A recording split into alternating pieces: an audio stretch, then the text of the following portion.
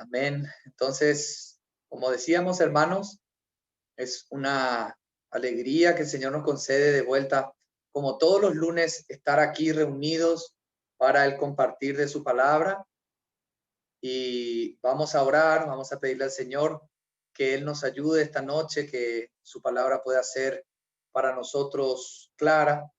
En el primer capítulo de este libro de la revelación de Jesucristo, que es Apocalipsis, dice que bienaventurados, está la primera de las 7 bienaventuranzas de todo el libro, que habla de bienaventurados los que leen las palabras de esta profecía y atesoran estas palabras. Así que realmente, hermanos, nos consideramos bienaventurados por poder considerar en estos tiempos la palabra de Dios a través de estos medios, y vamos a pedirle al Señor en oración que Él pueda ayudarnos esta noche.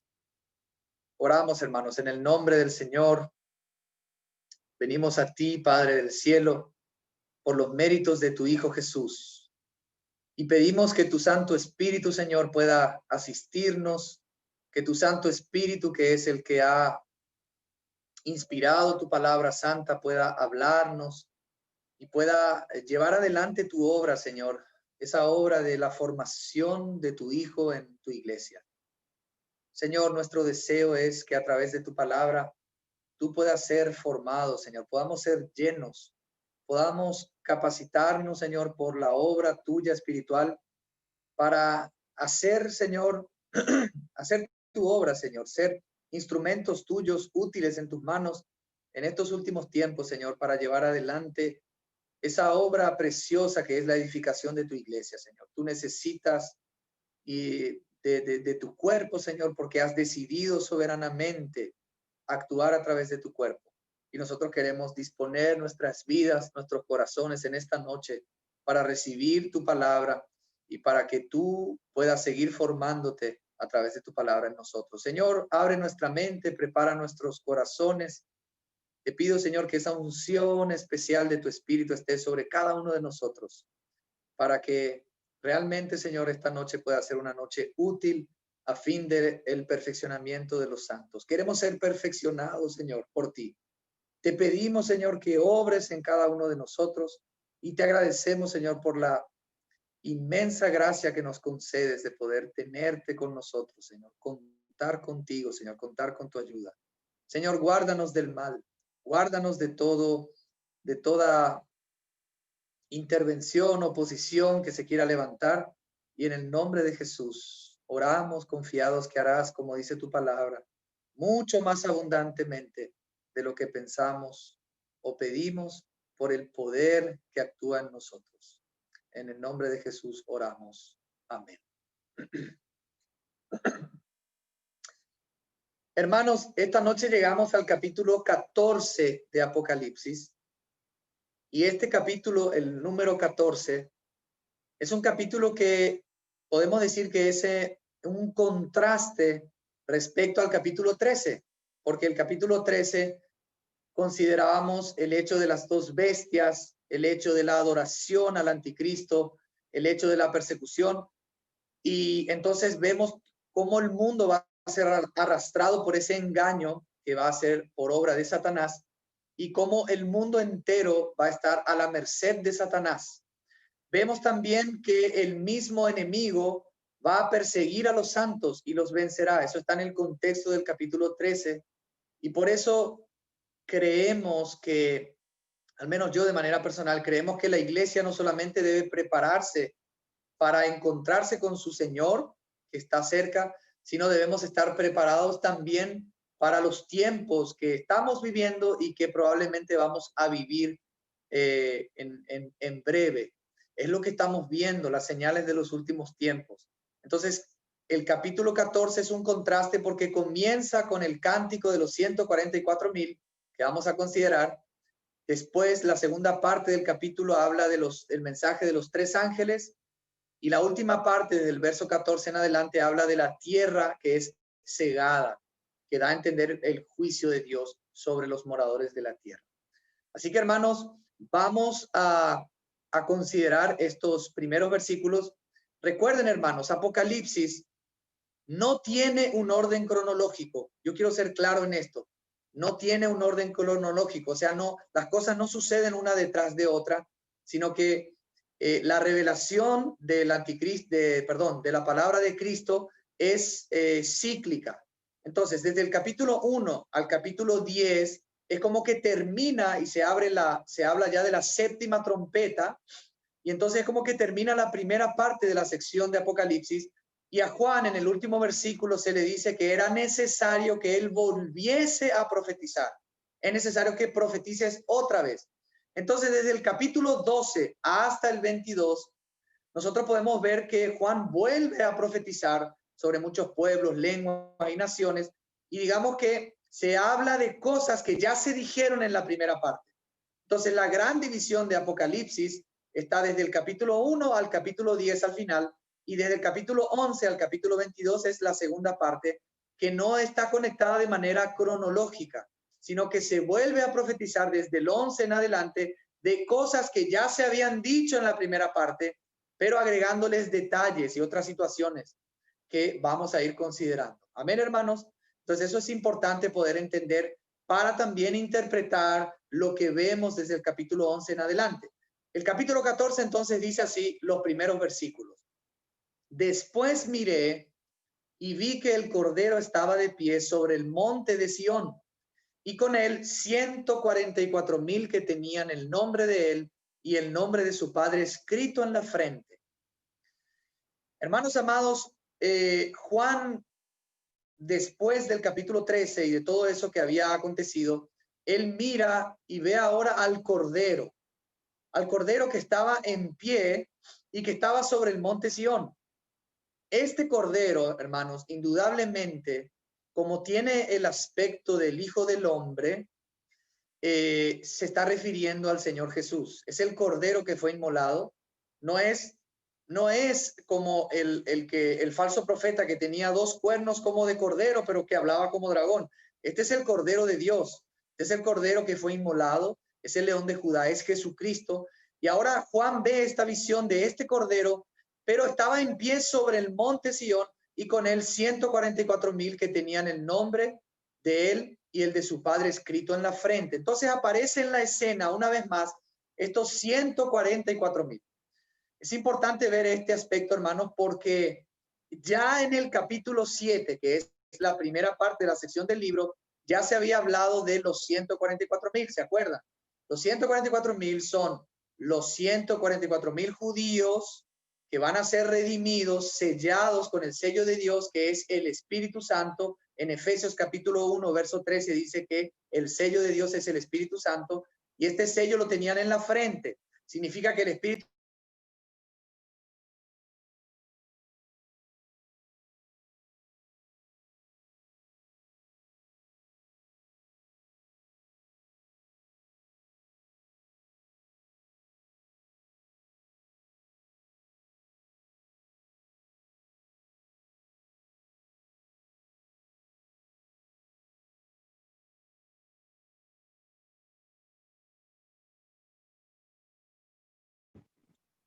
significa, hermanos, que el Espíritu Santo va a llenar a estas personas al punto tal que estas personas van a tener la mente de Cristo. Por eso el sello se ve en la mente de estos 144,000.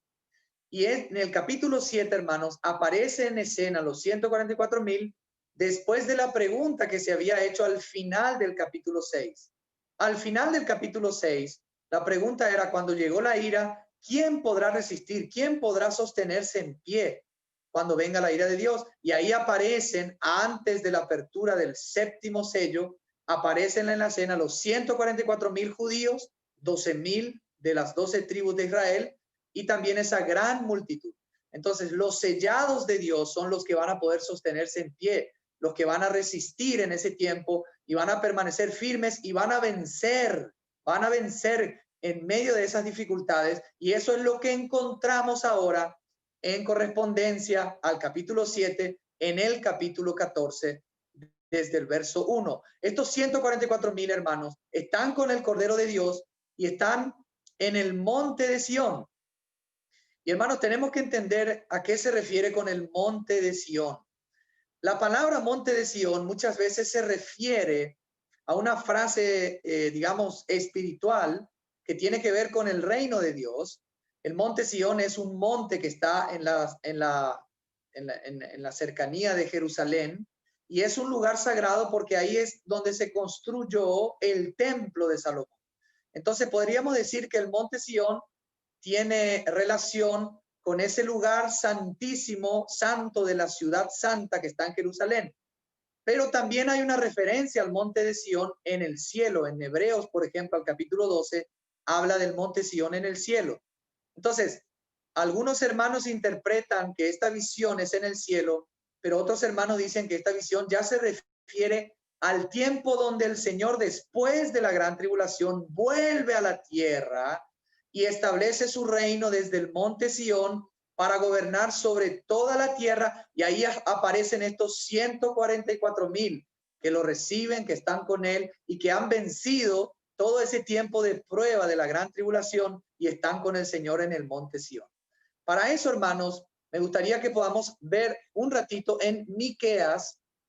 Vamos a Miqueas, al capítulo 4, y vamos a leer lo referente al monte Sión en la tierra. Y ese tiempo del monte Sión en la tierra, hermanos, se refiere al milenio, o sea, al tiempo del reino del Señor Jesús en la tierra, que va a durar 1000 años después de la gran tribulación. El Señor viene y establece su reino aquí en la tierra. Miren lo que dice en Miqueas capítulo 4, mis queridos hermanos, desde el verso 1. Acontecerá en los postreros tiempos que el monte de Jehová será colocado a la cabeza de los montes. Ese monte es el monte Sión, más alto que los collados, y acudirán a él los pueblos. En el milenio todas las naciones van a acudir al monte de Sión, porque es ahí que el Señor va a reinar sobre la tierra. 2, vendrán muchas naciones y dirán, venid, subamos al monte de Jehová, a la casa del Dios de Jacob. Él nos enseñará sus caminos y andaremos por sus veredas. O sea que en el tiempo del milenio, hermanos, el Señor Jesús no solamente va a venir a reinar, sino que en su reino Él va a enseñar a esas naciones a andar en las veredas, a andar en los caminos del Señor. Recuerden que estas naciones van a tener todavía su naturaleza humana no glorificada. La iglesia sí, que va a reinar sobre ellos, pero las naciones que van a sobrevivir después de la gran tribulación y que van a entrar al milenio y sobre las cuales va a reinar el Señor con su iglesia, no van a tener todavía cuerpos glorificados. Va a haber todavía pecado, va a haber rebelión. Por eso dice que el Señor va a reinar con vara de hierro y Él va a enseñar a las naciones la ley de Dios y andar en sus veredas.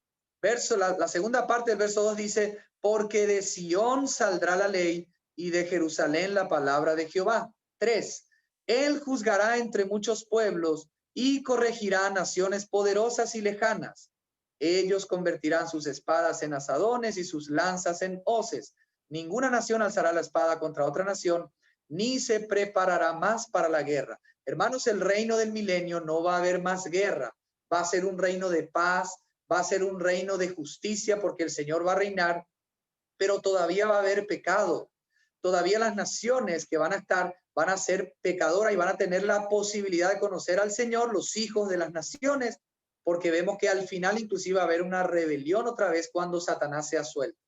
Recordemos que en el milenio Satanás es atado por 1000 años para no confundir más a las naciones, pero al final de ese periodo Satanás sale de vuelta para confundir a las naciones. Entonces, hermanos, va a ser un reino de justicia, va a ser un reino de paz, cuando Jesús vuelva a la tierra y se manifieste y establezca ese reino aquí en la tierra. Dice el versículo 4, se sentará cada uno debajo de su vid y debajo de su higuera, y no habrá quien les infunda temor, y la boca de Jehová de los ejércitos ha hablado. O sea, va a haber paz, va a haber tranquilidad, va a haber gozo, va a ser un paraíso en la tierra de parte de Jesús, que va a venir y va a establecer ese reino aquí sobre la tierra y sobre todas las naciones. Entonces, cuando Jesús aparece en pie sobre el monte Sión en Apocalipsis 14, es probable que ya se refiera al milenio, y ahí aparecen los 144,000 de los judíos que se salvaron en la gran tribulación. Vamos a leer otro pasaje, hermanos, en Isaías 11, referente al tiempo del milenio. donde el monte de Sión va a estar por encima de todos los montes, o sea, ese lugar de donde Jesús va a reinar sobre todas las naciones. Dice así, hermanos, la palabra desde el versículo 6. Miren lo que va a suceder en el milenio, hermanos. Es maravilloso lo que nos espera. Dice el 6, morará el lobo con el cordero y el leopardo con el cabrito se acostará. El becerro, el león y la bestia doméstica andarán juntos y un niño los pastoreará. La vaca pasará junto a la osa, sus crías se recostarán juntas y el león como el buey comerá paja.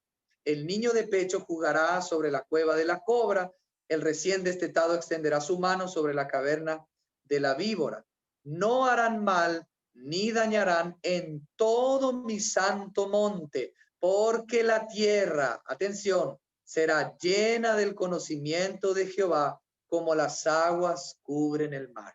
O sea, la tierra está destinada al reino milenial del Señor Jesús cuando Él vuelva y se establezca en pie sobre el monte Sión para reinar y regir a todas las naciones. Y va a ser un reino donde inclusive no va a haber más muerte de entre los animales, la naturaleza misma va a volver a su estado original y eso va a ser un disfrute para nosotros si estamos también gobernando con el Señor, porque la iglesia está destinada a reinar con el Señor. Amén, hermanos. Quiero volver a Apocalipsis al capítulo 14, hermanos. Entonces podríamos decir que estos 144,000 muy probablemente son los mismos del capítulo 7, que son los que se van a salvar, van a ser redimidos de entre el pueblo de Israel, de los judíos. Son 12,000 de cada tribu de Israel. Vamos a seguir leyendo entonces, hermanos, al verso 2. Dice así, oí una voz del cielo como el estruendo de muchas aguas y como el sonido de un gran trueno. La voz que oí era como de arpistas que tocaban sus arpas. Cantaban un cántico nuevo delante del trono y delante de los 4 seres vivientes y de los ancianos. Nadie podía aprender el cántico, sino aquellos 144,000 que fueron redimidos de entre la tierra. Hermanos, acá Juan continúa viendo una escena ahora en los cielos donde escucha un cántico nuevo y dice que la voz que escuchaba era como de arpistas y cantaban un cántico nuevo que solamente los 144,000 podían aprender. Hermanos, ese cántico nuevo que probablemente se canta en los cielos y que en la tierra solamente los 144,000 podían aprender, vamos a verlo en el capítulo 5 de Apocalipsis. Miren, hermanos, cuál es ese cántico nuevo. Desde el verso 8 del capítulo 5 en Apocalipsis, vamos a ver ese cántico nuevo. Dice así, cuando hubo tomado el libro, el Señor Jesús, los 4 seres vivientes, los 24 ancianos, se postraron delante del Cordero. Todos tenían arpas y copas de oro llenas de incienso, que son las oraciones de los santos. Y cantaban un cántico nuevo diciendo, digno eres de tomar el libro y de abrir sus sellos, porque tú fuiste inmolado y con tu sangre nos has redimido para Dios de todo linaje, lengua, pueblo y nación, y nos has hecho para nuestro Dios un reino y sacerdotes, y reinaremos sobre la tierra. Hermanos, yo les había dicho que en las versiones más antiguas de los manuscritos, de los escritos a mano del original, se traduce de una manera distinta. O sea, estos que están cantando el canto hablan de una manera impersonal, no personal, diciendo, por ejemplo, así, digno eres de tomar el libro, de abrir sus sellos, porque tú fuiste inmolado y con tu sangre has redimido para Dios de todo linaje, lengua, pueblo y nación, y has hecho para nuestro Dios un reino y sacerdotes y reinarán sobre la tierra. O sea que estos en el cielo están cantando un canto nuevo que habla de los que han sido redimidos en la tierra y reinarán sobre la tierra. O sea, son la iglesia, son los santos. Y entre esos que van a reinar sobre la tierra están también los 144,000. Hermanos, nadie puede aprender ese cántico nuevo, sino solamente aquellos que han nacido de nuevo, solamente aquellos que han experimentado la redención, todos aquellos que ya creyeron en el Señor, como estos 144,000, son los que pueden cantar, entender y aprender este cántico nuevo, porque es un cántico de redención y de reino del Señor con sus santos aquí en la tierra. Amén. Entonces volvamos a Apocalipsis 14 Y vamos a leer desde el verso 4, ahí nos quedamos. Dice así acerca de estos 144,000. Estos son los que no se han contaminado con mujeres, pues son vírgenes. Hermanos, estos judíos que se van a convertir en el tiempo de la gran tribulación, no se van a casar. Pablo, por ejemplo, en el capítulo 7 de la primera carta a los Corintios, él aconseja que si uno puede no casarse teniendo el don de continencia es mejor. Él, por ejemplo, al final de ese capítulo dice, si alguno da a su hija en casamiento, hace bien, no peca, pero si alguno la deja virgen, hace mejor. Porque Pablo dice que a veces el matrimonio puede ser una distracción para servir al Señor, puede ser un obstáculo para servir al Señor. Pablo dice, a veces yo quiero aconsejarles que estén sin congoja, que no tengan tribulaciones en la carne, a veces dice, y que estén distraídos. Y podríamos decir que el matrimonio está establecido por Dios, pero aquellos que tienen un llamado especial, aquellos que son ultra consagrados, como el apóstol Pablo, y tienen el don de continencia, amados hermanos, están llamados a ser vírgenes como estos 144,000 de las 12 tribus de Israel son vírgenes, o sea, sirven al Señor con todo su corazón, su tiempo, su vida va a estar dedicada plenamente al Cordero de Dios, al Mesías en ese tiempo de prueba. Y por eso es que vencen en tiempo de prueba, vencen en medio de la gran tribulación y son los que aparecen también en el monte Sión para poder ser aquellos sacerdotes de Dios durante el milenio. Espero que se entienda, hermanos. Entonces, ahí vamos al versículo 4, la segunda parte dice, son los que siguen al Cordero por donde quiera que va, como estamos diciendo. Estos fueron redimidos de entre los hombres como primicias para Dios y para el Cordero. O sea, las primicias de Dios y del Cordero del pueblo de Israel son los 144,000. Hermanos amados, está profetizado que al final, en la segunda venida del Señor, todo Israel será salvo.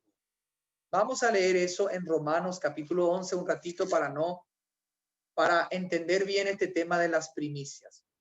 Ahí en el capítulo 11 de Romanos, al verso 25, Pablo hablando a los gentiles, a los creyentes romanos que estaban en Roma, les dice así, no quiero, hermanos, que ignoréis este misterio, para que no seáis arrogantes en cuanto a vosotros mismos. Hermanos, no podemos ser arrogantes en cuanto a nosotros mismos por nuestra salvación, porque somos salvos por gracia. Y si hemos sido partícipe de la salvación, es por la gracia de Dios. Y si hoy somos parte de ese olivo santo, ¿verdad? No selvático, es por la gracia de Dios. No podemos ser arrogantes. Y dice así, el endurecimiento de una parte de Israel durará hasta que haya entrado la plenitud de los gentiles. O sea que hay un endurecimiento en una parte de Israel y eso va a durar hasta que termine la época de los gentiles. Acuérdense, hermanos, que sobre Israel están determinadas 70 semanas. Las 69 semanas ya se cumplieron y ahora es el tiempo de los gentiles, de la iglesia. Pero cuando termine ese tiempo, al final, todo Israel volverá a salvarse y volverá a creer en el Señor. Por eso dice en el verso 26, luego todo Israel será salvo, como está escrito, vendrá de Sión el libertador, que apartará de Jacob la impiedad, y este será mi pacto con ellos cuando yo quite sus pecados. Así que en cuanto al evangelio son enemigos por causa de vosotros, pero en cuanto a la elección son amados por causa de sus padres, porque irrevocables son los dones y el llamamiento de Dios. Entonces, hermanos, está profetizado que todo Israel se va a salvar. Ahora, hermanos, no dice todo israelita. Está hablando de toda la nación.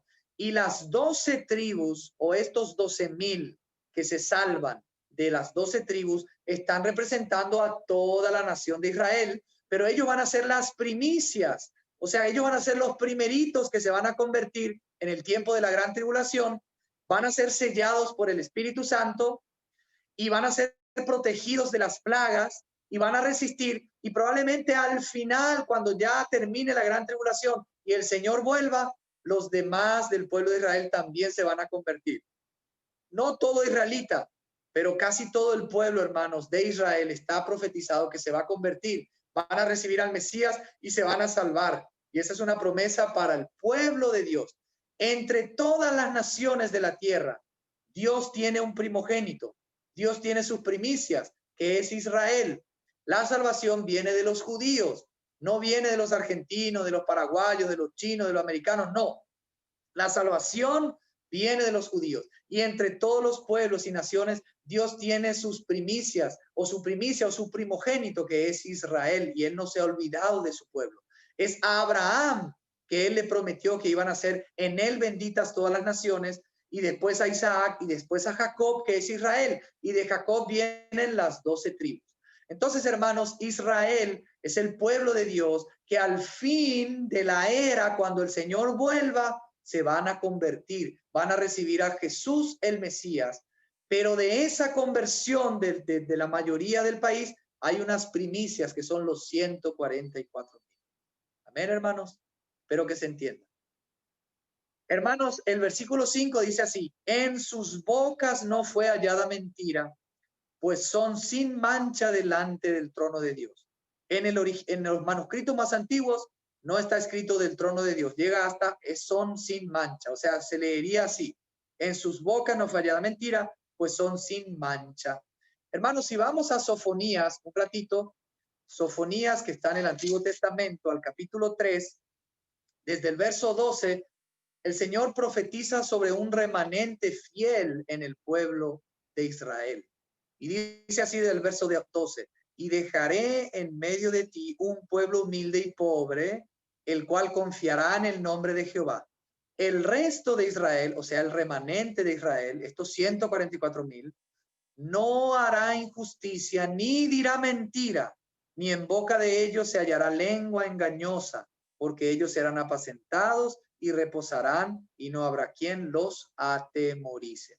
Entonces, hermanos, en el capítulo 14 de Apocalipsis, cuando vemos de vuelta los 144,000, podemos decir casi con certeza que son los mismos del capítulo 7, que son como primicias de Dios, que van a vivir de una manera santa, irreprochable, van a ser vírgenes, van a seguir al Señor, van a vencer contra el anticristo, la bestia y la marca, y por eso Juan los ve de pie en el monte de Sión, cuando el Señor viene al final de la gran tribulación, ya en el milenio, para establecer su reino con el Señor Jesús. Amén, hermanos. Vamos a la segunda parte, entonces, desde el verso 6. Mis queridos hermanos. Dice ahí en el verso 6: en medio del cielo vi volar otro ángel que tenía el evangelio eterno para predicarlo a los habitantes de la tierra, a toda nación, tribu, lengua y pueblo. Decía a gran voz: temed a Dios y dadle gloria, porque la hora de su juicio ha llegado. Adorad a aquel que hizo el cielo y la tierra, el mar y las fuentes de las aguas. Hermanos, ahora Juan ve al primero de los tres ángeles, y el primero es un ángel que sale con el evangelio eterno, y en el griego está traducido de esta manera: el evangelio eterno no para predicarlo, para evangelizar, dice en el griego. Esa es la palabra correcta, la traducción correcta: para evangelizar a los habitantes de la tierra.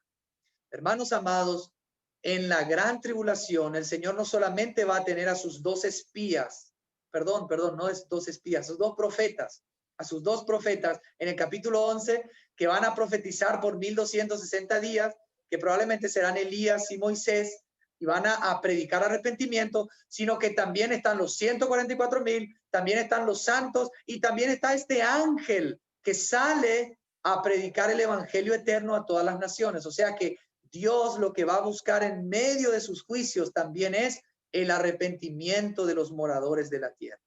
Obviamente, arrepentimiento para aquellos que aún no han adorado a la bestia ni han recibido la marca. O sea, este ángel va a predicar ese evangelio eterno. Hay algunos hermanos que dicen que este evangelio es un evangelio distinto porque habla del juicio. Pero en realidad yo creo, hermanos, como otros, que este evangelio eterno, llamado así, es el mismo evangelio. Pablo dice a los Gálatas que no hay otro evangelio.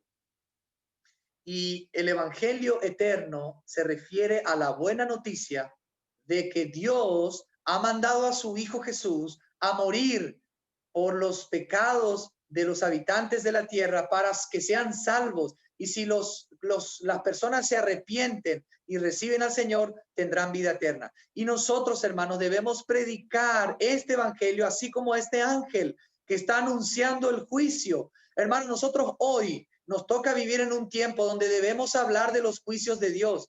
Debemos decir a las personas que se acerca la ira de Dios, que va a ser derramada y va a ser terrible, y que deben arrepentirse y deben creer en el evangelio, creer en el Señor, aceptar al Señor para ser salvos de la ira y entonces tener sus nombres inscritos en el libro de la vida. Ese es el evangelio que hay que proclamar y que la iglesia está llamada a proclamar. Y hermanos, es un evangelio que habla de arrepentimiento. Hermanos, Juan el Bautista cuando predicaba decía: arrepentíos porque el reino de los cielos se ha acercado. Jesús cuando predicaba, la primera palabra que usó Jesús cuando predicó es: arrepentíos y creed en el evangelio. Los apóstoles predicaban arrepentimiento. Hermanos, hay mucha gente que hoy predica un evangelio que no hablan de pecado, no hablan de arrepentimiento, no hablan de la ira de Dios, no hablan de los juicios que se vienen, no hablan del anticristo, no hablan de nada. Y lo único que presentan es una buena noticia, y que si la persona quiere ser salva y ser próspera, que haga una oración y reciba al Señor. Pero ese, hermanos, no es el evangelio que predicaban el Señor y los apóstoles. El evangelio que predicaban el Señor y los apóstoles incluye la palabra arrepentimiento. La gente se debe arrepentir, se debe dar cuenta que los juicios de Dios vienen por culpa de nuestros pecados e iniquidades, porque hemos abandonado a Dios, hemos pisoteado su palabra, y debemos arrepentirnos y pedir perdón y creer en el Señor Jesús para ser salvos. Hermano, voy a leer Mateo 24, solamente un versículo. Miren lo que el Señor anuncia en Mateo 24 en el contexto del fin de los tiempos. El Señor Jesús está hablando a sus discípulos y el Señor les habla de muchas cosas que van a suceder antes del fin. Y entre esas cosas, miren lo que dice al verso 14. Mateo capítulo 24, verso 14. Dice así: y será predicado este evangelio del reino en todo el mundo para testimonio a todas las naciones, y entonces vendrá el fin. O sea que está profetizado por el Señor Jesús que no va a venir él por segunda vez a establecer su reino antes que se predique el evangelio por toda la tierra para testimonio a todas las naciones. Hermanos, qué bueno que es el Señor. Hoy, hermanos amados, los medios que tenemos de internet, de las redes sociales, nos dan la posibilidad de poder hacer correr la palabra de Dios y el evangelio para que rápido sea predicado y llegue. Y hoy estamos viendo por la palabra que en el tiempo del fin también va a haber un ángel que va a predicar el evangelio eterno y va a hablar de temer a Dios, de dar gloria a Dios y de adorar a aquel que hizo el cielo y la tierra, no de adorar al anticristo, no de adorar a la imagen del anticristo que ya se viene, no de recibir la marca de la bestia, sino de adorar al creador verdadero de los cielos y de la tierra, que es el Dios de Israel, el Dios de Abraham, el Dios de Isaac, el Dios de David, el Dios de Pablo, de Pedro, de Juan, el Dios que se ha manifestado en la persona de Jesús. Ese es el Dios verdadero y a Él tenemos que adorar, a Él tenemos que rendir culto y tenemos que arrepentirnos de nuestros pecados si aún no lo hemos hecho, y recibir al Mesías, a Jesús, que es el único mediador entre Dios y los hombres, Jesucristo hombre, el camino, la verdad y la vida. Aleluya, ese es el Mesías, ese es Jesús que nosotros adoramos y a quien tenemos que predicar. Amén, hermanos. Vamos al verso 8, dice así: otro ángel, el segundo, lo siguió diciendo: ha caído Babilonia, la gran ciudad, porque ha hecho beber a todas las naciones del vino del furor de su fornicación. Hermanos, acá vemos que como consecuencia de la predicación del evangelio se manifiesta el error de la Babilonia. En el original la palabra ciudad no está. Dice: ha caído Babilonia la grande.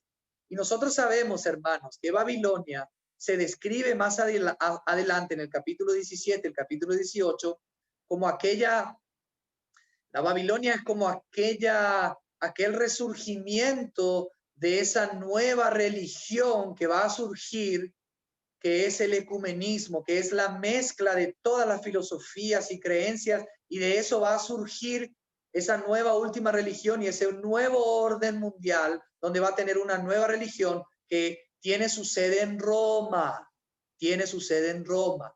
Hoy en día, hermanos, en el Vaticano se está trabajando y el líder del Vaticano, que ustedes saben quién es, está trabajando a full para poder crear esa última religión nueva, que es la mezcla de todas las religiones.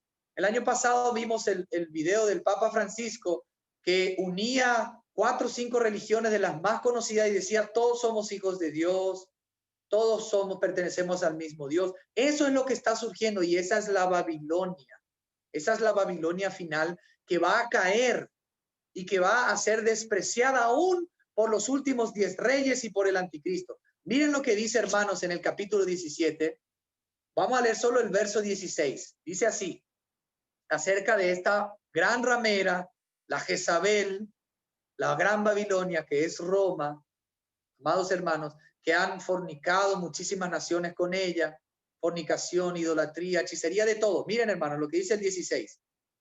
Y los 10 cuernos que viste y la bestia aborrecerán a la ramera, la dejarán desolada y desnuda, devorarán sus carnes y la quemarán con fuego. Eso está determinado sobre Roma, la gran ramera. Y de esa gran ramera, la última religión, va a surgir ese líder que es el falso profeta y que probablemente, hermanos amados, ya está. Probablemente ya tiene cara, ya lo vemos, ya lo escuchamos hablar. Hace poco ha habido una nueva agenda con este líder que está convocando este ecumenismo, este eclecticismo de toda esa mezcla, ya está surgiendo. Y hay que tener mucho cuidado porque esa es la gran ramera y no hay que tener nada que ver con la gran ramera y hay que tener el coraje de denunciar a la gran ramera y decir que están mintiendo y que están yendo en contra de la palabra de Dios. Hermanos, miren lo que dice el capítulo 18 desde el verso 2. Vamos a leer solamente 2 versículos. Dice ahí, clamó con voz potente un ángel diciendo, ha caído la gran Babilonia, se ha convertido en habitación de demonios, en guarida de todo espíritu inmundo y en albergue de toda ave inmunda y aborrecible, porque todas las naciones han bebido del vino del furor de su fornicación. Del vino del furor de su fornicación. La característica de esta gran ramera, la Babilonia final, es la fornicación, la idolatría, la hechicería, todo ese tipo de cosas que ya estamos viendo hoy. Hermanos, vamos un ratito a ver, siempre acerca de la gran ramera, Jeremías capítulo 51. ¿Cuál debería ser nuestra actitud, hermanos, para con la gran ramera? Jeremías capítulo 51. Desde el 50 hay un juicio sobre Babilonia, que ya sabemos quién es, porque, hermanos amados, estamos llamados a predicar el evangelio puro de Dios, que incluye el arrepentimiento. Y estamos llamados a denunciar lo que no es de Dios. Hay siervos de Dios que no tienen el coraje de decir que otros se están equivocando y no deberían hablar, deberían guardar silencio porque son miedosos, porque tienen un mensaje que se acomoda al mundo y que no quiere herir las conciencias de los demás. No deberían hablar, deberían guardar silencio, deberían callarse, porque no tienen el coraje de denunciar a aquellos que son falsos y que están pisoteando la palabra de Dios. Jeremías capítulo 51 dice así, verso 6, huid de en medio de Babilonia, poneos a salvo para que no perezcáis a causa de su maldad, porque es el tiempo de la venganza de Jehová. Él va a darle su merecido. Una copa de oro que embriagó a toda la tierra fue Babilonia en la mano de Jehová. De su vino bebieron los pueblos, se aturdieron las naciones. De repente cayó Babilonia y se hizo pedazos. Hermanos, la actitud de los creyentes, de los santos, de la iglesia, No debe ser participar con Babilonia, que es la gran ramera, que es Roma. Amados hermanos, por favor, tengamos atención. Miren lo que dice el verso 44 del mismo capítulo de Jeremías 51. Juzgaré a Bel en Babilonia, sacaré de su boca lo que se ha tragado, nunca más vendrán naciones a él y el muro de Babilonia caerá. Salid de en medio de ella, pueblo mío, y salvad vuestra vida del ardor de la ira de Jehová. Esa es la Babilonia que está profetizada también en Apocalipsis y que va a caer, que va a ser quemada y que ha confundido a las naciones y a los reyes de la tierra y a todas las naciones.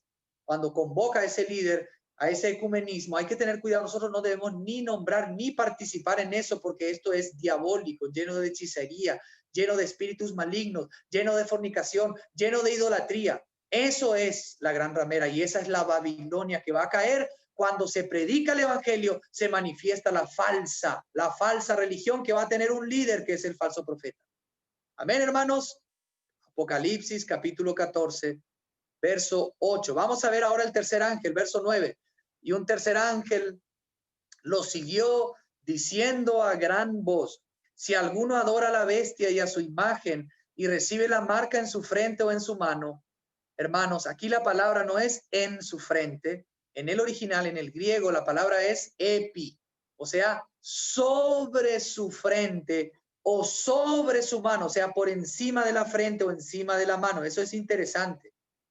Es interesante entender ese aspecto.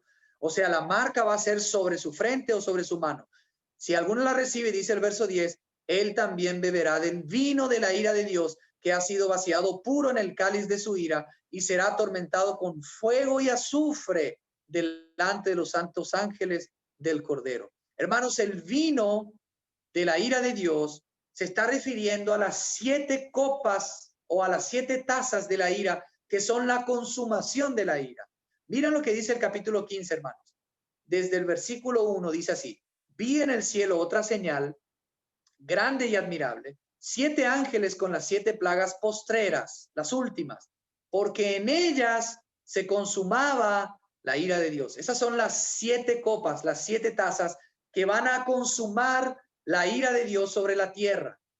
Hermanos amados, el que adora a la bestia, el que adora la imagen de la bestia, que dijimos que es como un holograma, una imagen que va a hablar, va a recibir vida, y el que recibe la marca de la bestia, sin la cual nadie va a poder comprar ni vender, va a recibir la ira de Dios. Las plagas, las tazas de la ira, que son terribles, y vamos a estudiar la semana que viene, en el capítulo 16, van a caer sobre ellos, van a tener úlcera, van a tener dolores, van a tener tormentos terribles, y no van a escapar de eso.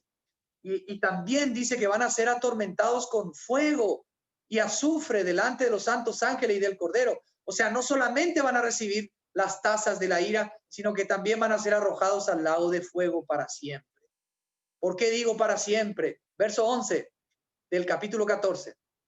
El humo de su tormento sube por los siglos de los siglos. Hermanos amados, el tormento de esta gente va a ser por los siglos de los siglos. Tormento para siempre. Hermanos, es inimaginable. Qué terrible va a ser la condición de las personas que rechacen el evangelio y que adoren al anticristo y reciban la marca de la bestia sobre sus frentes o sobre sus manos. Dice en el versículo 11, la segunda parte: no tienen reposo de día ni de noche los que adoran a la bestia y a su imagen, ni nadie que reciba la marca de su nombre. Hermanos, el reposo es para los creyentes. Cristo es nuestro reposo.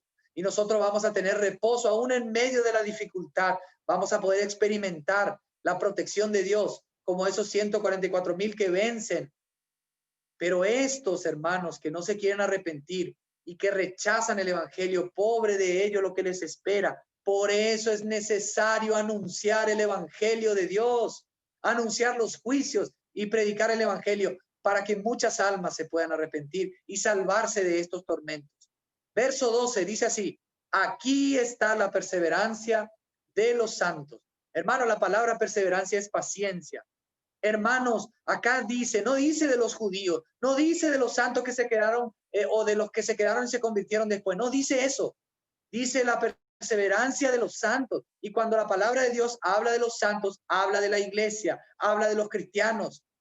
Y aquí, en medio de este contexto, en medio de esta situación, necesitamos paciencia, perseverancia, constancia. Por eso el Señor le dice a la iglesia en Filadelfia: por cuanto has guardado la palabra de mi paciencia, yo también te guardaré de la hora de prueba. Si queremos ser guardados, protegidos en medio de la hora de prueba, debemos guardar la palabra de la paciencia, constancia, perseverancia. Hermanos, es tiempo de ser perseverantes en la oración, en la lectura, en las reuniones, en la evangelización, en el discipulado, en la edificación de la iglesia. Porque si no, hermano, vamos a ser engañados y arrastrados por esta situación final. Entonces dice, aquí está la perseverancia de los santos, los que guardan los mandamientos de Dios y la fe de Jesús. Hermanos, los que guardan los mandamientos de Dios y la fe de Jesús son los cristianos, porque el Señor dijo que si me amáis, guardaréis o guardad mis mandamientos.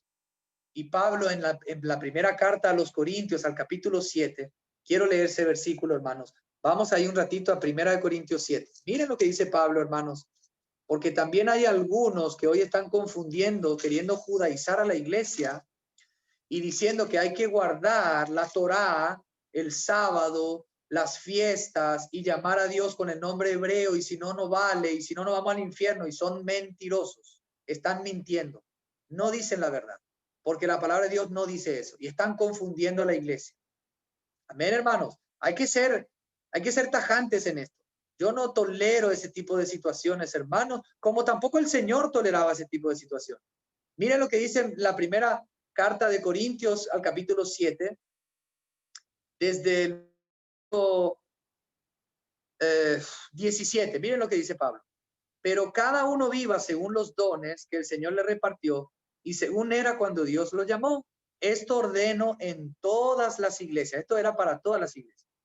Fue llamado a algunos siendo circunciso, quédese circunciso. O sea, si uno es llamado cuando ya está circuncidado, es judío y conoce al Señor, no se opere para ser incircunciso. No, porque eso estaba sucediendo también en aquella época. Quédese circunciso. Fue llamado a algunos siendo incircunciso, o sea, no siendo judío, no se circuncide, hermano. La Biblia dice no se circuncide, porque hay algunos que están diciendo que hay que circuncidarse para entrar en el pacto de Abraham, y entonces eso es la manifestación de que somos salvos. Mentira, no es cierto. La Biblia dice no se circuncide. Yo no soy circuncidado, creo en el Señor y no pienso circuncidarme, porque la circuncisión verdadera es la del corazón en espíritu. Eso dice Pablo en Filipenses. Nosotros somos la circuncisión, los que en espíritu servimos al Señor.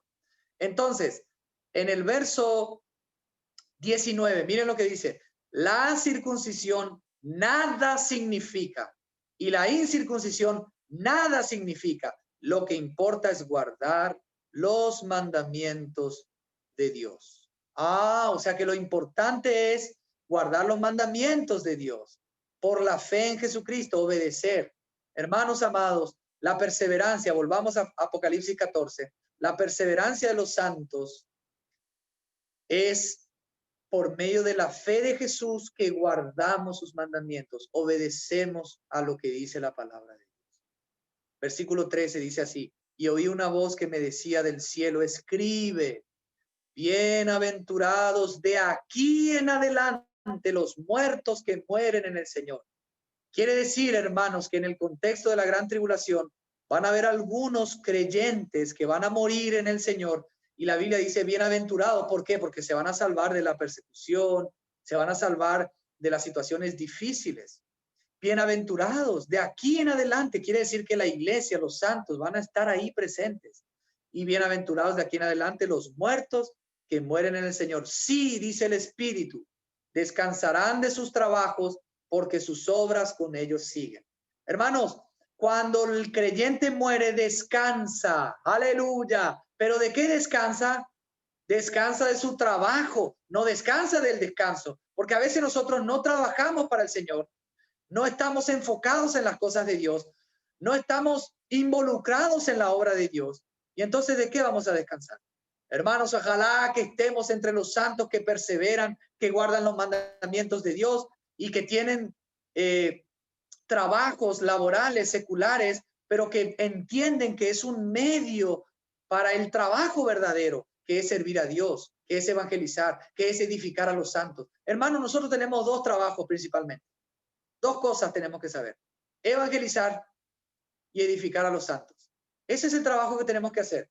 Y si yo estoy tan enchufado en mi trabajo, no, lo que pasa, Tomás, que yo no puedo, no tengo tiempo porque el trabajo me consume energía, hermano querido. Entonces, cuando llegue el momento, en vez de galardón, vas a recibir reprensión, y en vez del reino vas a recibir castigo, porque no te interesaste en el trabajo del Señor. Hermanos, si nosotros nos ocupamos en los asuntos del Señor, el Señor se va a ocupar de los nuestros. El Señor nos va a proveer salud, nos va a proveer trabajo, nos va a proveer lo necesario para que podamos seguir avanzando y ocuparnos en las cosas eternas, no en las cosas temporales, que nadie más se acuerda.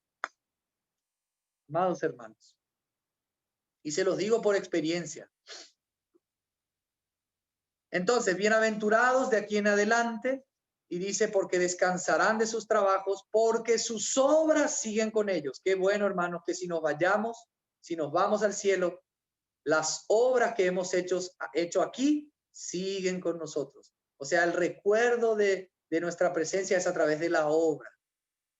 Amén, hermanos, qué bueno que podamos dejar un legado aquí en la tierra, y que si el Señor nos llama, que la obra que hayamos hecho pueda tener una continuidad en los hermanos que todavía van a estar aquí en la tierra. Amén, hermanos, que el Señor nos ayude. Vamos a terminar el capítulo leyendo los últimos versículos desde el 14. Dice así: miré y vi una nube blanca, sentado sobre la nube uno semejante al Hijo del Hombre, que llevaba en la cabeza una corona de oro y en la mano una hoz aguda. Ese que está en la nube, sentado en la nube, semejante al Hijo del Hombre, que tiene una corona de oro, es el Señor Jesús en su segunda venida. Hermanos amados, cuando Jesús asciende, va en una nube y aparecen dos ángeles que le dicen a los galileos: varones galileos, ¿por qué estáis mirando al cielo? Este Jesús que fue arrebatado de vosotros, así mismo volverá en una nube. Esa nube viene. Nosotros cantamos siempre, hermano, en las reuniones, y gloria a Dios porque estamos teniendo reuniones avivadas por el Señor, y nos gusta cantar y gritar: he aquí, Yeshua viene ya, brillando como el sol. En el cielo lo verás, y cuando lo veamos, lo vamos a ver en una nube. El Señor viene en una nube, y viene en esa nube, hermanos amados, para establecer su reino aquí en la tierra. Vamos a ser arrebatados y el Señor va a establecer su reino aquí en la tierra. Y miren lo que dice al verso 15. Y otro ángel salió del templo gritando a gran voz al que estaba sentado sobre la nube: mete tu hoz y ciega, porque la hora de cegar ha llegado, pues la mies de la tierra está madura. Esta ciega, hermanos, es juicio. Jesús primero vino para salvar, no para juzgar. No vino para condenar al mundo, sino para salvar en su primera venida. Pero en su segunda venida ya no viene para salvar, viene para condenar, viene para juzgar, viene para matar a sus enemigos. Porque la hora del juicio ha llegado, y eso, hermanos, está establecido. Aunque te guste o que no te guste, es la verdad. Por eso el ángel, cuando predica el evangelio, dice: porque la hora de su juicio ha llegado. Su segunda venida va a ser terrible, va a ser asombrosa y gloriosa para nosotros, los santos, que lo esperamos. Vamos a gozarnos con él. Pero para los que no conocieron al Señor, ay, ay, ay, hermanos. Y miren lo que dice acá el 16. El que estaba sentado sobre la nube metió su hoz en la tierra, y la tierra fue cegada. Esta ciega habla de juicio, habla de muerte, habla de decapitación, habla de derramamiento de sangre. Es la batalla de Armagedón que nos dice en el capítulo 16. Y en el capítulo 19, cuando el Señor viene con vestidos blancos manchados de sangre, y es la sangre de sus enemigos que Él va a liquidar y va a matar, porque se quisieron imponer a Él, pero no van a poder resistir. Eso va a suceder, hermanos, cuando el Señor vuelva. Miren lo que dice el verso 17, y después vamos a leer otros pasajes. Dice, otro ángel salió del templo que está en el cielo, llevando también una hoz aguda. Y salió del altar otro ángel que tenía poder sobre el fuego, y llamó a gran voz al que llevaba la hoz aguda, diciendo, mete tu hoz aguda y vendimia los racimos de la tierra, porque sus uvas están maduras. El ángel metió su hoz en la tierra, vendimió la viña de la tierra y echó las uvas en el gran lagar de la ira de Dios. El lagar fue pisado fuera de la ciudad, esa ciudad Jerusalén, y del lagar salió sangre que llegó hasta los frenos de los caballos, más de 1 metro de altura, de ríos de sangre, en una extensión de 1,600 estadios. Esa medida, hermanos, es de casi 300 kilómetros. Imagínense, hermanos, lo que va a ser la segunda venida del Señor, el día terrible de Jehová. Vamos a leer algunos pasajes que nos pueden ayudar a entender ese día terrible de la ira de Dios. Vamos a leer en Isaías capítulo 63. Vamos ahí, hermanos, para ir terminando esta noche, solamente leer la palabra y que nos demos cuenta, hermanos, de lo que se viene y de la necesidad que tenemos de predicar el evangelio. Es Isaías capítulo 63, desde el verso 1. Dice así, mis amados hermanos, ¿quién es este que viene de Edom, de Bosra, con vestidos rojos? Este vestido con esplendidez, que marcha en la grandeza de su poder. Yo, el que hablo en justicia grande para salvar. ¿Por qué es rojo tu vestido y tus ropas son como las de aquel que ha pisado en un lagar? He pisado yo solo el lagar de los pueblos. Nadie había conmigo.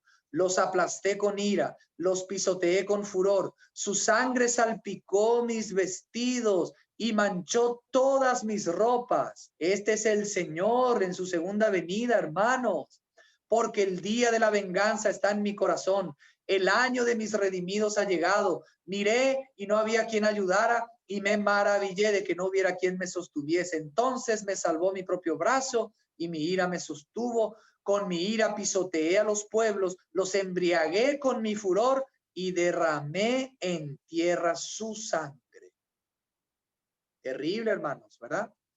Vamos a hacer de vuelta un salto a Apocalipsis 19. Miren, hermanos, para que ustedes vean que estos vestidos manchados de rojo son los vestidos del Señor en su segunda venida, que va a pisar el lagar de la ira de Dios, cuando juzgue a las naciones, en la batalla de Armagedón, en el valle de la decisión, en el valle de Josafat, desde Bosra, que es Edom, al sur de Israel, hasta el valle hay como una distancia de 300 kilómetros, y todos los reyes se van a juntar contra Jesús al final de la gran tribulación, el anticristo, los 10 reyes, el falso profeta, las naciones, y cuando venga el Señor a establecer su reino, seremos arrebatados y Él va a pisar el lagar, Él va a matar. Miren lo que dice acá en el versículo 13 del capítulo 19, en la segunda venida del Señor. Dice, estaba vestido de una ropa teñida en sangre, y su nombre es la palabra de Dios. Los ejércitos celestiales, vestidos de lino finísimo, blanco y limpio, los seguían en caballos blancos. De su boca sale una espada aguda para herir con ella las naciones, y él las regirá con vara de hierro.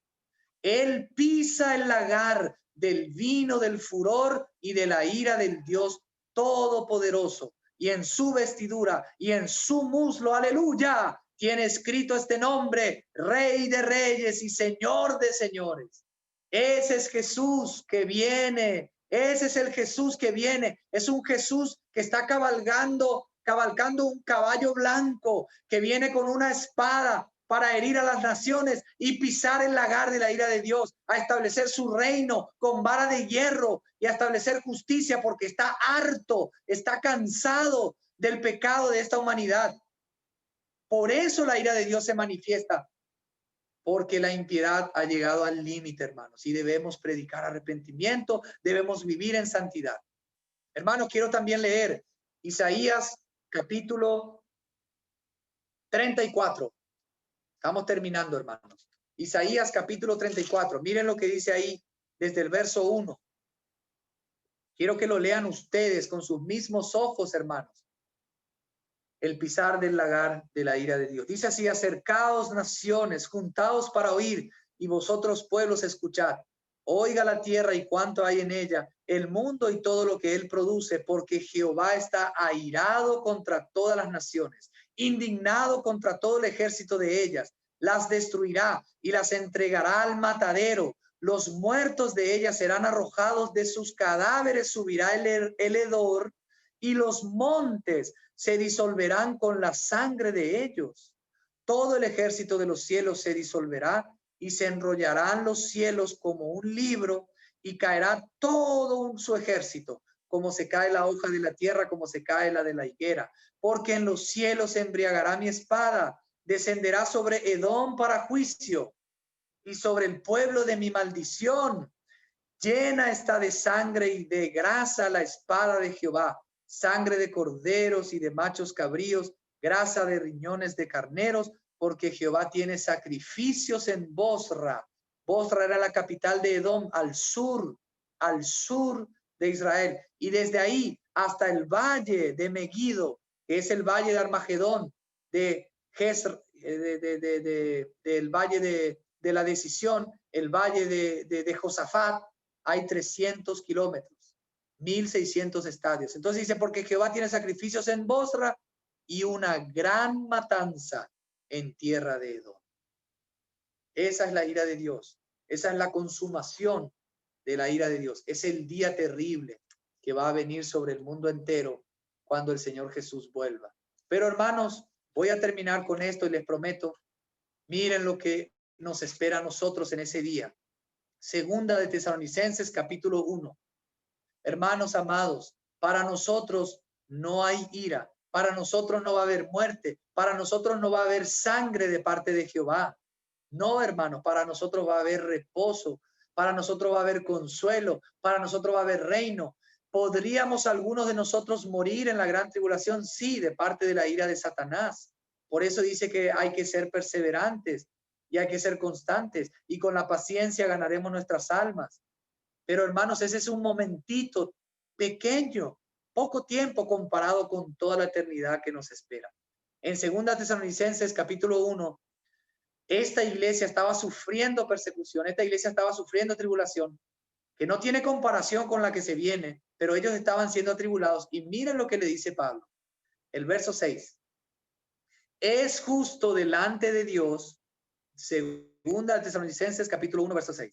Es justo delante de Dios pagar con tribulación a los que os atribulan, mientras que a vosotros, aleluya, los que sois atribulados, daros reposo junto con nosotros. Pero ¿cuándo, hermanos?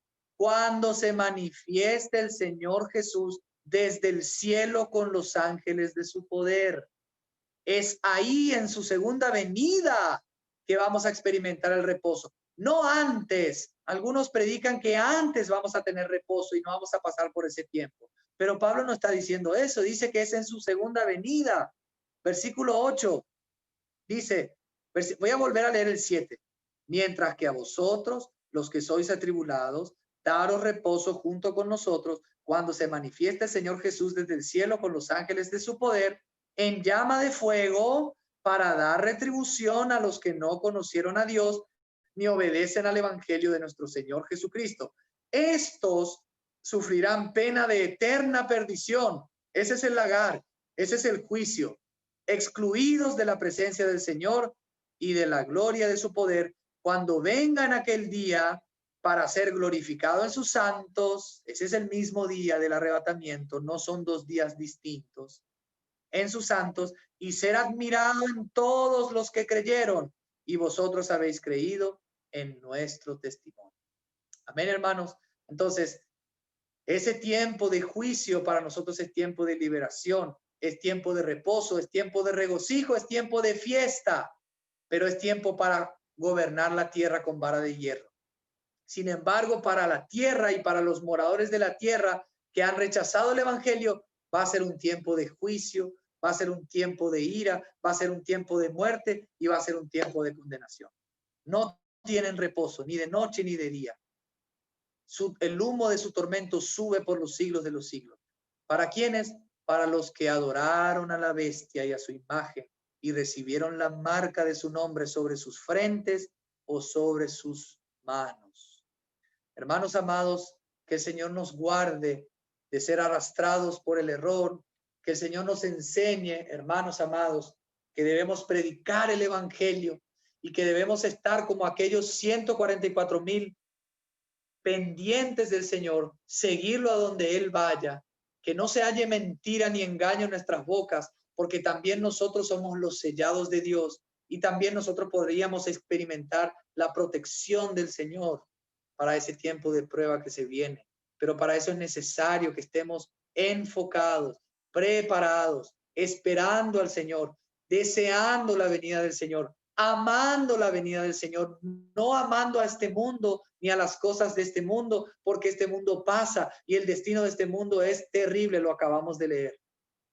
Así que, hermanos, por favor, vistámonos de las armas de la luz, seamos perseverantes y estemos dispuestos a menospreciar nuestras vidas hasta la muerte. Que el Señor, hermanos, nos fortalezca en nuestro espíritu y que esta palabra de esta noche pueda realmente surgir como una fuerza nueva para los tiempos que se vienen y para los tiempos que estamos ya viviendo hoy. Fuerza, mi querida iglesia, mis queridos hermanos, levantémonos, oremos, seamos perseverantes y que el Señor nos llene de su Santo Espíritu para ser capacitados por Él y resistir hasta el final y estar en pie hasta que el Señor venga. Gracias, hermanos amados, que el Señor les guarde. Amén.